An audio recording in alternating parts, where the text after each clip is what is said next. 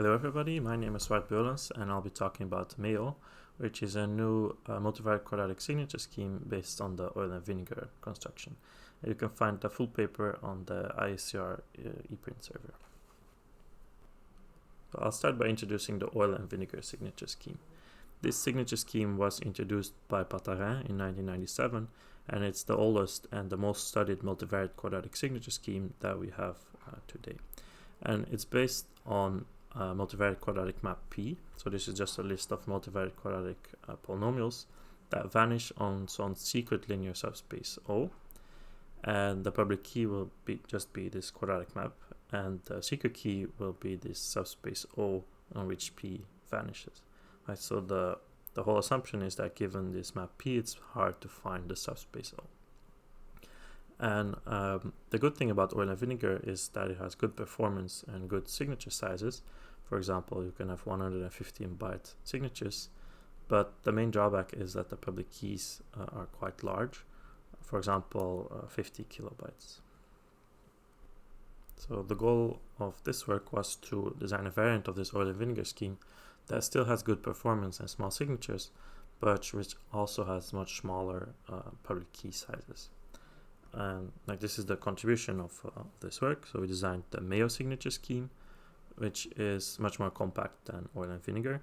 For example, you can have 614 byte keys and 392 byte signatures, which makes MAYO even more compact than lattice-based signatures such as dilithium and Falcon. Okay, and on the graph you can see that there's a lot of possible parameter sets for MAYO.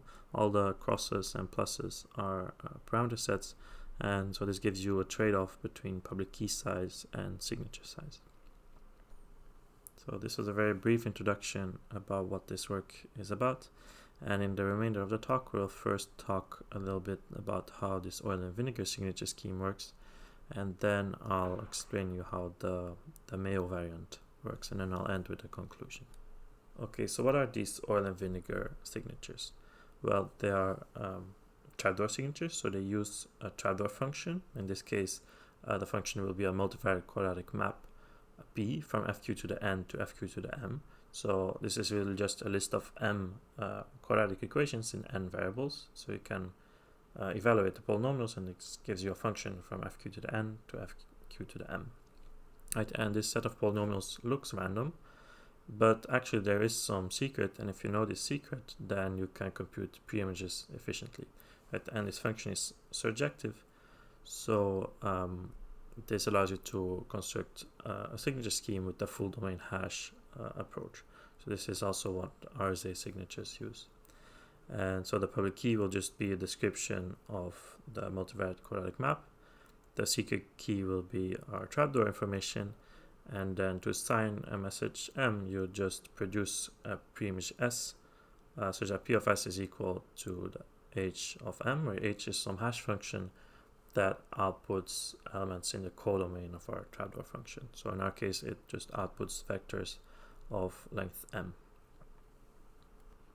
Okay, so all of this is easy enough. The only thing that I need to explain to you now is how you can trapdoor a multivariate quadratic function. But before I do that, I need to introduce some notation. So we will say that if P is a multivariate quadratic map, then we say that P prime, which is a function of x and y, we define it as P of x plus y minus P of x minus P of y. And you can check that this is symmetric in x and y. You can just see that. But it's also not difficult to see that this is linear in both x and y. And this is something that will be very useful in the rest of the talk. So now we can explain how the Oil-and-Vinegar trapdoor works. So I've already mentioned in the introduction that the trapdoor structure is a linear subspace O on which your public key vanishes. So this means that for every vector O in the space O, P of O is equal to 0. And if you know such a subspace, then sampling pre-images is really easy. So how do you do this? You start by just picking a random input, and of course this will not be a correct pre-image, but you can try to solve for a vector O in the oil space such that P of V plus O is equal to your target T. And this turned out to be really easy, because if you rewrite this P of V plus O using the definition of this polar form from the last slide, then you get that it's equal to P of V plus P of O plus the polar form applied to V and O. But P of O is equal to 0, because we know P vanishes on the oil space. So what we get is just some fixed term here, P of V plus P prime of V and O, but this is just a linear function of O, right? So this turns out to be just a linear equation in O, and you can just use Gaussian elimination, for example, to solve for your solution, right? It will be a system of m linear equations, and the number of variables that you have is m. So with good probability there will be a solution, but if there's no solution, you can just go back to step 1 and sample a different V, and then try again. So this really is all that there is to the oil-and-vinegar signature. So I hope that you agree that this is a very simple and elegant signature scheme. But as I mentioned before, the drawback is that the public keys can be quite large, because a public key is just a description of some random looking polynomials, and all these polynomials have a lot of coefficients, so this takes a lot of space to store. So if you store your public key naively, then you need n times n plus 1 choose 2 times the log of q bits, because there's n polynomials, and each polynomial requires n plus 1 choose 2 coefficient, and each coefficient requires the log of q bits to represent. But there's a better way to represent your public key, and here the idea is that you can generate a large part of your coefficients just pseudo-randomly, and then you choose the remaining coefficients in order to make sure that your P vanishes on some oil space. And here the observation is that if you have some fixed O in mind, then a polynomial f vanishes on this oil space O if the coefficients of f satisfy m plus 1 choose 2 linear constraints. So this means that you can generate all but the last m plus 1 choose 2 coefficients of f with pseudo-randomly, and then you just solve a system to get the last m plus 1 choose 2 coefficients. And in this way you represent your public key as a seed plus the remaining coefficients, and now the key size is only m times m plus 1 choose 2 log q bits instead of n plus 1. And typically n is 3 times larger than m, so this saves you roughly a factor of 9 in public key size. But even with this compression technique, the size of your public key is still quite large, for example on the order of 50 kilobytes, so we're still looking for ways to reduce the key size even more.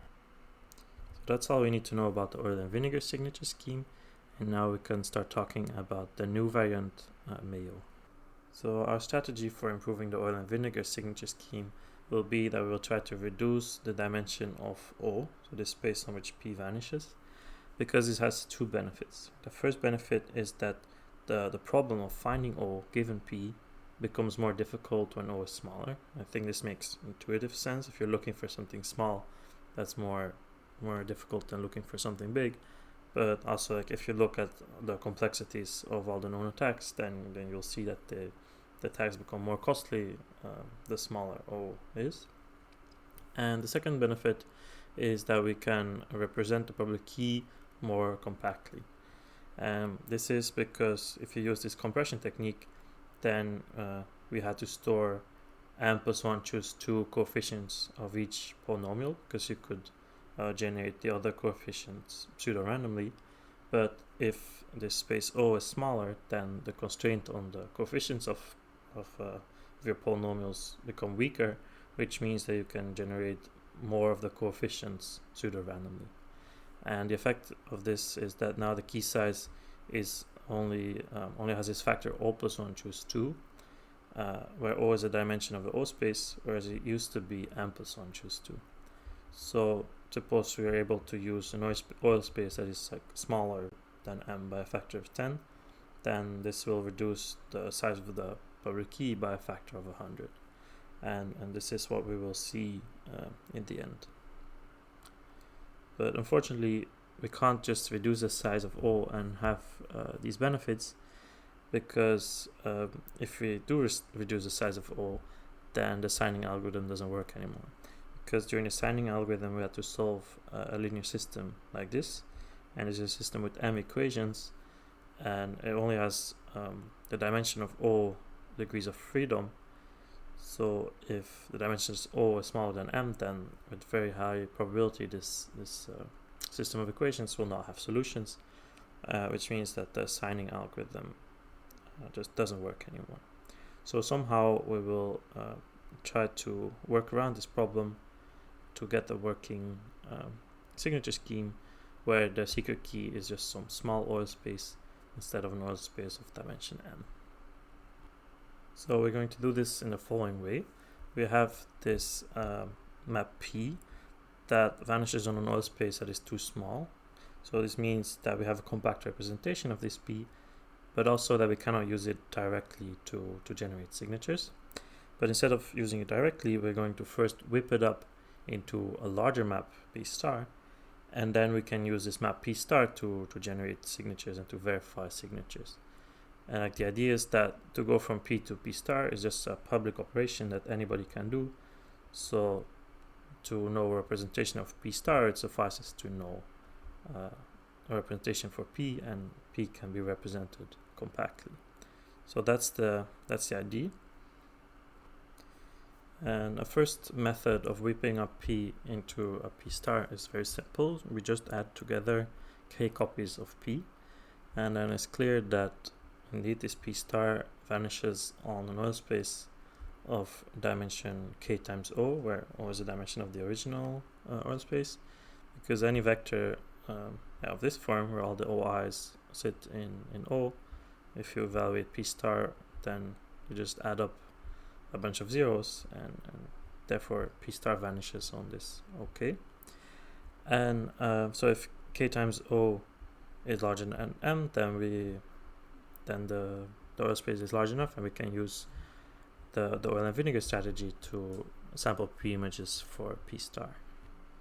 But unfortunately, this attempt is a little bit too simple, because if you construct a map P star in this way, then it will not be pre-image resistant. And this is because suppose there's some alpha in your finite field that is a square root of -1, then if you evaluate our P star in this input, so x comma alpha x plus y, then using our polar form thing, this simplifies to P of y plus P prime of ax comma y. So yeah, this is just linear in x. So you can just pick a random y and then solve for an x, and then you can get any value of P star. So this is not secure. And yeah, the reason that it's not secure, you can also see it differently, is because this whip map P star has some additional oil spaces that we don't want, right? So for example, the O star here is a linear space on which P star vanishes, right? Where alpha is the square root of -1 again, because yeah, a P star of something of this form is just P of x plus P of alpha x, but alpha is the square root of -1, and since P is quadratic, the alpha moves out and becomes a -1, so we get 0. And so with our construction of this P star as just summing together copies of P, introduces some unwanted oil spaces, and the attacker also knows this oil space, so he can use it to forge signatures. Right? And even if there doesn't exist a square root of -1, then there will always exist alpha and beta such that alpha squared plus beta squared is -1, so then the attack still applies. So there's still an unwanted oil space. So when we construct our whipped map P star, we need to take care that we don't introduce these unwanted oil spaces. And yeah, we will try to do this in this second attempt. Okay, so in this attempt, rather than just summing copies of P together, we will first multiply them by some random m by m matrices and then sum them together. And if you do this, then you can show that there's a negligibly small chance of there being any extra oil spaces. So this blocks the attack on the first attempt. But there's another problem, namely that our P star is still just a sum of k functions with independent inputs. Right? And this means that if you want to find a preimage for a P star, it boils down to solving some k-sum problem where you have k lists of values and you have to pick one value from each list that sum together to your target. And there's generic attacks that solve this problem with a complexity of q to the m over the log of k. So if k is reasonably large, then this will be a reasonably efficient attack, or at least more efficient than the other known attacks. So this means that still P star is not as pre-image resistant as we want. So to solve this problem, we will change our whipping map P star again. So now instead of summing up independent evaluations of P, we will take this sum of P evaluated at xi plus xj for all pairs of indices I and j. And if we do this, then the k-tree attack does not apply anymore, because you cannot independently change the xi and xj without messing up the cross term. And so now you may be thinking that there's a suspicious amount of white space still on the slide, so you might expect another attack. But actually, to the best of my knowledge, the maps of this form are equally pre-image resistant as just random maps with the same number of variables and equations. And we hope that this is the case, because then we can have this efficient MAYO signature scheme. Because of course, this is an assumption that needs to be analyzed independently.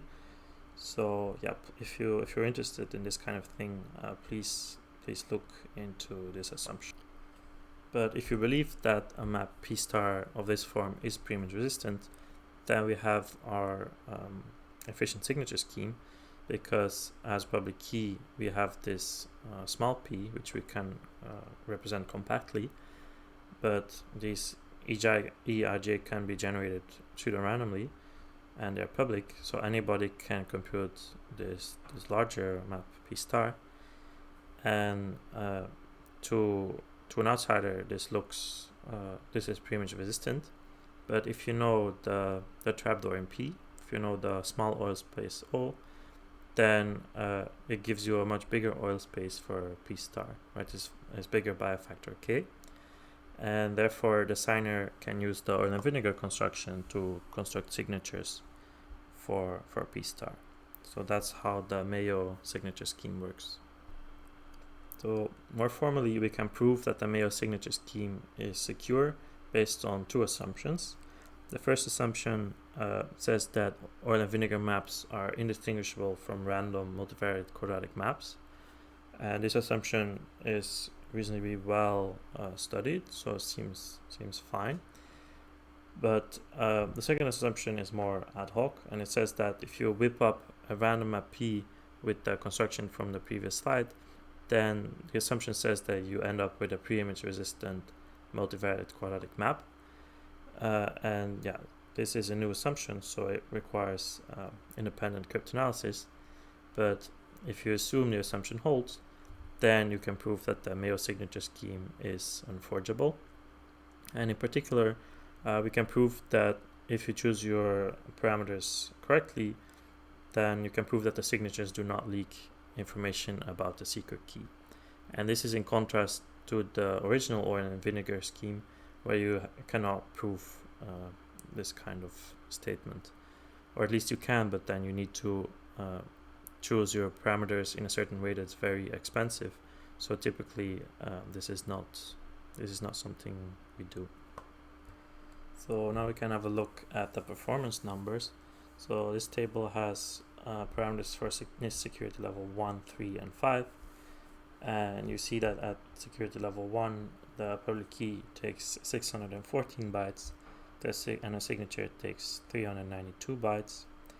And yeah, for NIST security level 1, signing takes 0.7 milliseconds and verification takes 0.3 milliseconds.